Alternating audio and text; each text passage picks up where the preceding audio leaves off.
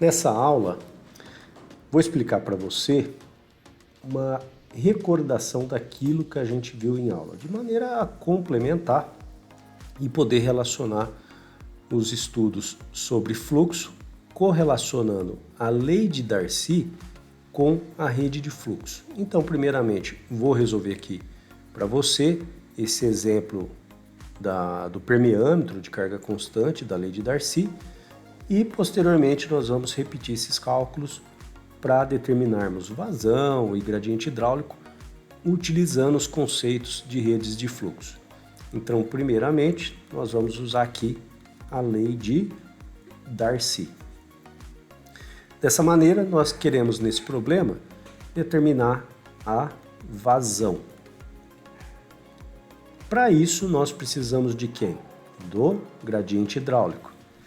E vou também rememorar com vocês os conceitos relacionados à questão de carga hidráulica, de carga piezométrica e de carga altimétrica.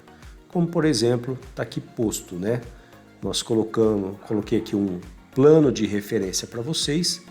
Por que nós precisamos desse plano de referência? Para determinar a carga piezométrica. Lembrando que pela equação de Bernoulli, a carga hidráulica é a carga piezométrica mais a carga altimétrica mais a carga cinética. Porém, essa última nós desprezamos devido a ser um valor muito pequeno.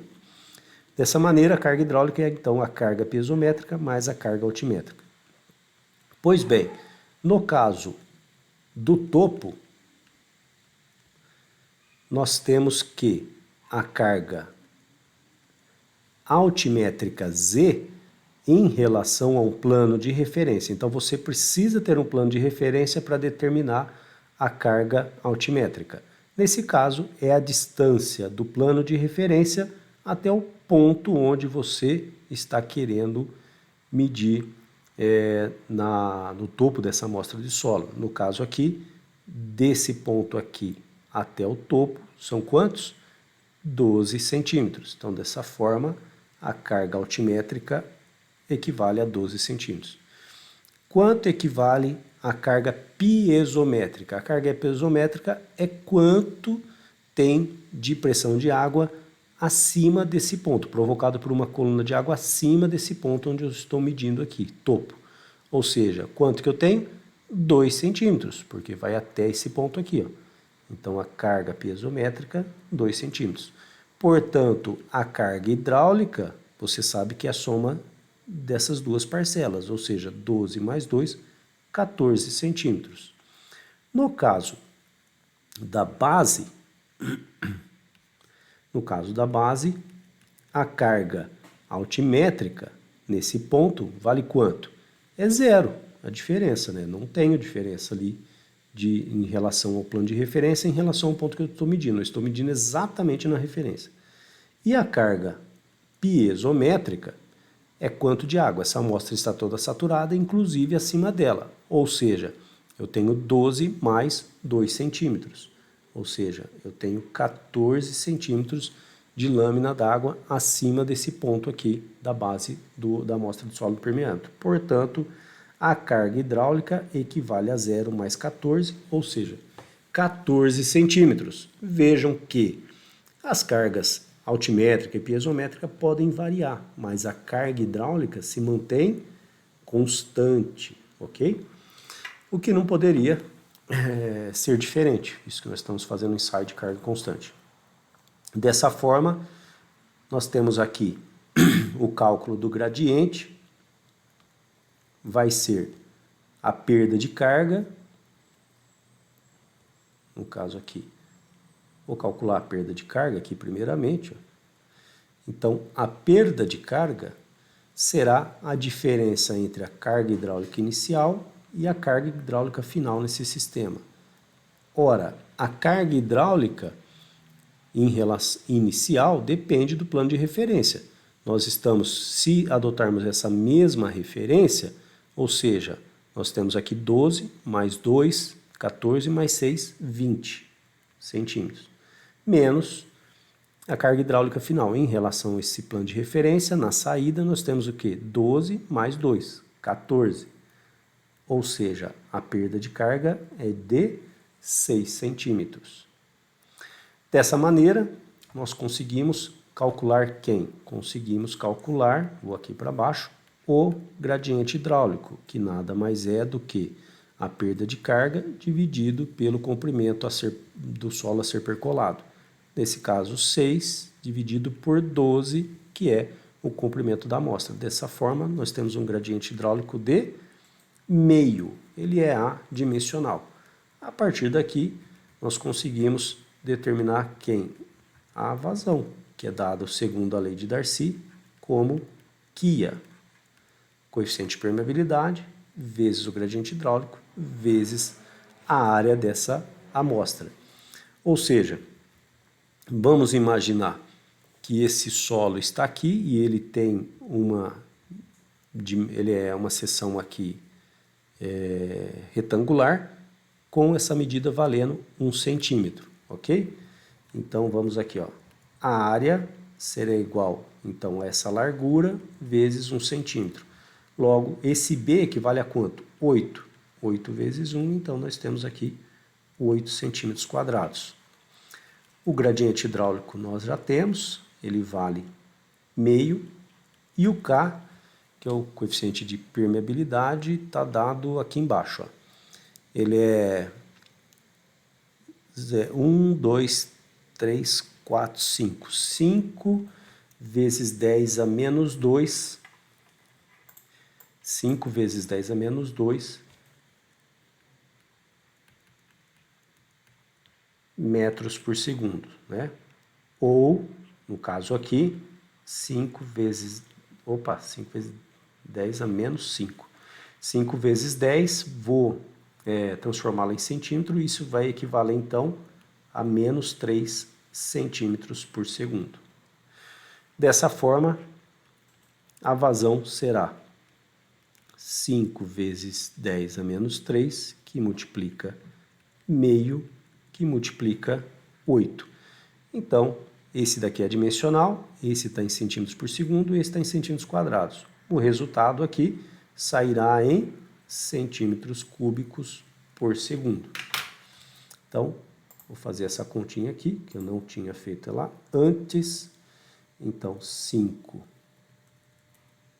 por 1000 e meio e 8. Isso equivale, se eu não errei em contas, a 0,02 centímetros quadrados por centímetros cúbicos por segundo, ok? Agora vamos aqui, por exemplo, que contém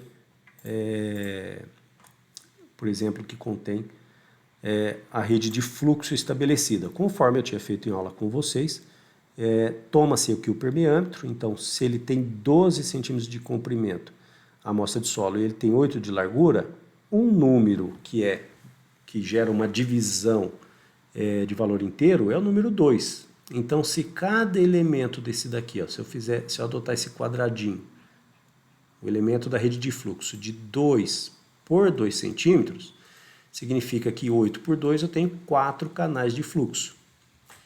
Então, NF, eu tenho quanto? 1, 2, 3, 4. 4 canais de fluxo. Quantas NDs que eu tenho? São as faixas equipotenciais, 12 por 2, 1, 2, 3, 4, 5, 6. Fiz aqui a divisão, ok? Dessa forma, agora nós vamos calcular a vazão, utilizando os conceitos da rede de fluxo. Aqui você tem que se lembrar do seguinte, ó. O fluxo está vindo aqui por baixo e ele vai atravessar essa amostra e sair aqui em cima. Então, a perda de carga do sistema, conforme nós vimos anteriormente, é de 6 centímetros. Então, logo, a perda de carga unitária, ou seja, por faixa equipotencial, vai ser essa perda de carga dividido pelo número de faixas potenciais que eu tenho para perder. ou seja, 6 dividido por 6, ou seja, eu vou estar perdendo 1 centímetro de carga hidráulica por faixa equipotencial que a água atravessa. Lembrem-se de que essa perda de carga, só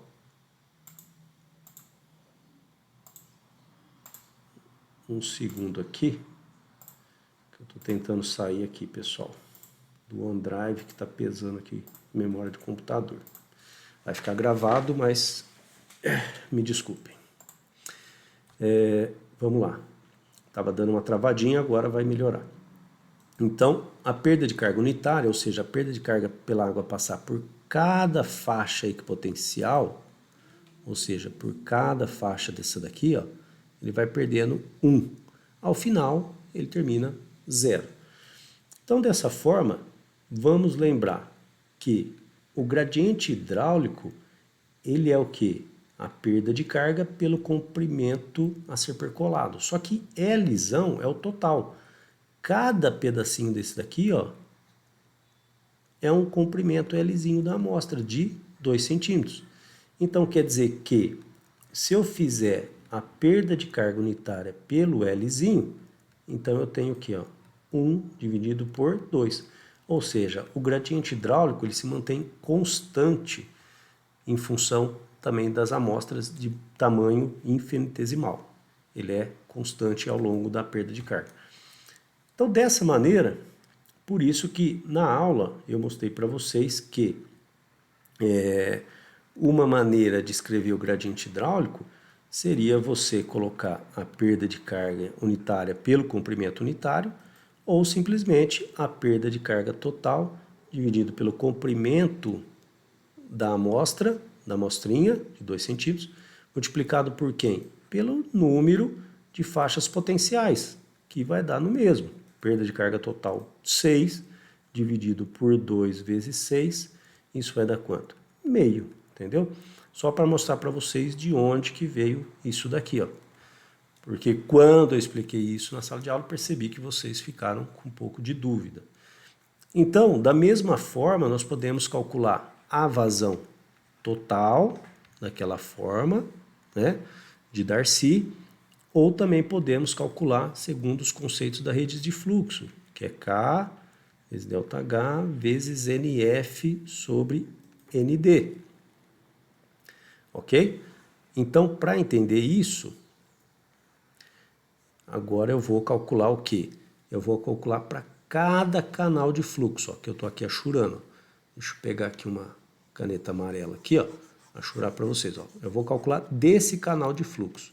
Esse canal de fluxo, ele vai ser o quê? Um ΔQ, uma vazãozinha. Essa vazãozinha, ela é o quê? K, que multiplica o gradiente hidráulico, que multiplica B. Por quê? Cada amostrinha dessa, ela é o quê? B por L. E ambos valem 2. Então, se eu fizer o coeficiente de permeabilidade multiplicar pelo gradiente hidráulico, que a gente viu que ele é uniforme para a amostra como um todo ou para a parte dela, e multiplicar por B, que é a espessura, a largura de um canal de fluxo, então, o que nós temos? Ó?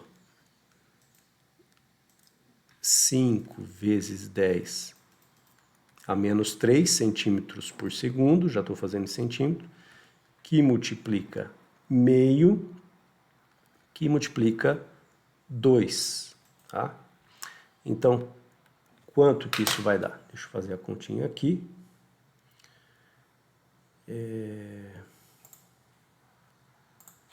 0,05 que multiplica meio, que multiplica 2.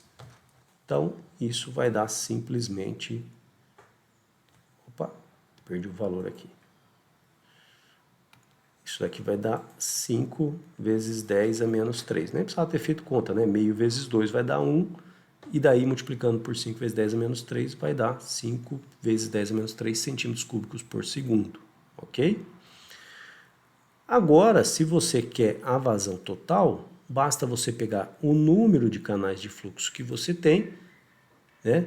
E multiplicar por quanto? Pela vazão de um canal de fluxo. Então, quantos NFs nós temos? Nós temos 4. 4 NFs. Então, 4 vezes 5 vezes 10 a menos 3. Se eu fizer essa continha, 4 vezes isso, vai dar quanto? Vai dar 0,02 centímetros por segundo. Ou seja, comparando com aquilo que nós calculamos aqui, ó, anteriormente, olha aqui, ó, 0,02. E aqui, por redes de fluxo, 0,02, tá? Demonstrando que aquela equação que a gente tem, ó, agora, numericamente resolvemos, vamos pensar sobre o aspecto aqui sobre o aspecto da definição, tá? Tá travando aqui um pouquinho. Então, delta aqui, delta aqui, vezes o número de canais de fluxo. Então, dessa forma, nós temos essa fórmula aqui em cima, K, que multiplica, como eu estou multiplicando pelos canais de fluxo, então aqui nós vamos usar ΔH, que multiplica L, que multiplica ND. E isso vezes B. Porém, em redes de fluxo, a relação de B sobre L ou de BL sobre E, esses dois aqui valem quanto? Ó? Lembra que rede de fluxo eu comentei com vocês que essa proporção entre os elementos ela tem que ser próxima de 1, para não dizer que ela tem que ser igual a 1. Dessa forma, sobra quem? K ΔH dividido por ND. Agora, retornando aqui embaixo, o que nós vamos ter? O ΔQ virou K vezes ΔH sobre ND, que multiplica NF, que é a equação que eu mostrei para vocês hoje em sala de aula. Então, CQD, como queríamos demonstrar. Ok, pessoal? Então, era isso que eu tinha esse vídeo para passar para vocês hoje, para ajudar a elucidar e chegar no entendimento que o que importa é efetivamente o aprendizado de vocês. Grande abraço.